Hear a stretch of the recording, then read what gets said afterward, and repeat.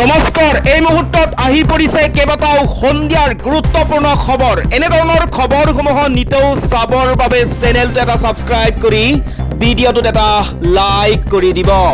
একেদিনাই এটা নিৰ্দেশত চাকৰি গ'ল প্ৰায় 26,000 শিক্ষকৰ। এজনৰহে বাচিল চাকৰি। SSC গোচৰত উচ্চতম ন্যায়ালয়ৰ এটা ডাঙৰ ৰায়।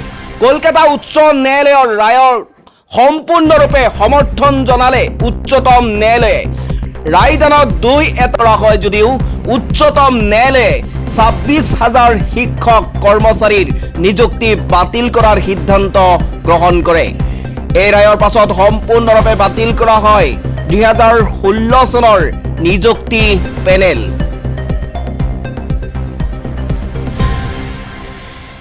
এই মুহূৰ্তত আহি পৰিছে আন এটা গুৰুত্বপূৰ্ণ খবৰ। এই ৰাজ্যত বন্ধ হ'ব অলা উবেৰ ৰেপিড সেৱা। উচ্চতম ন্যায়ালয়ৰ নিৰ্দেশ। অলা উবেৰ ৰেপিড ব্যৱহাৰকাৰীসকলৰ বাবে বেয়া খবৰ, কিয়নো এখন ৰাজ্যত বন্ধ হোৱাৰ দিশে লা উবেৰ ৰেপিডৰ সেৱা। এই সন্দৰ্ভত ন্যায়ালয়ে জাৰি কৰিছে নিৰ্দেশনা।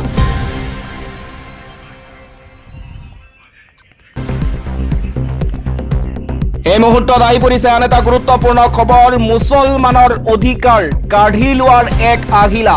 ৱাকফ বিধেয়কৰ তীব্ৰ বিৰোধিতা ৰাহুল গান্ধীৰ। কংগ্ৰেছৰ সাংসদ তথা লোকসভাৰ বিৰোধী দলপতি ৰাহুল গান্ধীয়ে ৱাকফ সংশোধনী বিধেয়কক ভাৰতৰ মৌলিক ধাৰণাক আক্ৰমণ বুলি অভিহিত কৰিছে। কংগ্ৰেছ দলে ইয়াৰ তীব্ৰ বিৰোধিতা কৰে বুলিও ৰাহুলে কয়। এই বিধেয়কখন মুছলমানৰ ব্যক্তিগত আইন আৰু সম্পত্তিৰ অধিকাৰ দখল কৰিবলৈ তৈয়াৰ কৰা অস্ত্ৰ বুলিও অভিহিত কৰে ৰাহুল গান্ধীয়ে।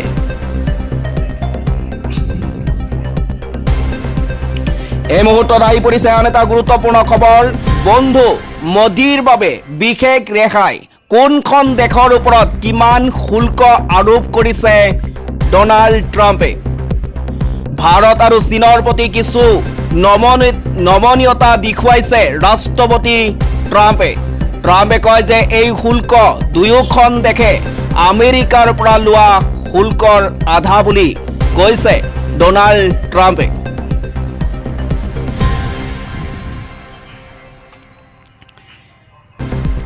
এই মুহূৰ্তত আহি পৰিছে এটা বিগ ব্ৰেকিং নিউজ। আত্মীয়ৰ তিলনিৰ বাবে নাছিল টকা। উপাৰ্জন কৰিবলৈ গৈ ঘৰলৈ উভতিল একেটা পৰিয়ালৰ 11টা মৃতদেহ। এক ভয়ংকৰ অগ্নিকাণ্ডই প্ৰাণ কাঢ়িলে একেটা পৰিয়ালৰে 11জন সদস্যৰ। জানিব পৰা মতে তেওঁলোকৰ ওচৰত পৰিয়ালৰ মৃত এজন সদস্যৰ তিলনি অনুষ্ঠিত কৰিবলৈ টকা নাছিল, যাৰ বাবে আটাইয়ে কামৰ সন্ধানত ফটকা নিৰ্মাণ কোম্পানীলৈ আহিছিল। এক ভয়ংকৰ অগ্নিকাণ্ডই প্ৰাণ কাঢ়িলে প্ৰায় 21জন লোকৰ লগতে আহত হয় বহুতো। অবৈধ ফটকা ফেক্টৰীত অগ্নিসংযোগ হোৱাৰ ফলত এই কাণ্ড সংঘটিত হয়, য'ত এটা পৰিয়ালৰে 11জন লোকে প্ৰাণ হেৰুৱায়। এই 11জন লোককে পৰিয়ালৰ এজন সদস্যৰ তিলনিৰ বাবে টকা সংগ্ৰহ কৰিবলৈ গৈছিল আৰু তেতিয়াই মৃত্যুক সাৱটি লয়। 1 এপ্ৰিলত গুজৰাটৰ বানাসকাণ্ডাস্থিত ফটকা ফেক্টৰীত এই কাণ্ড সংঘটিত হৈছে।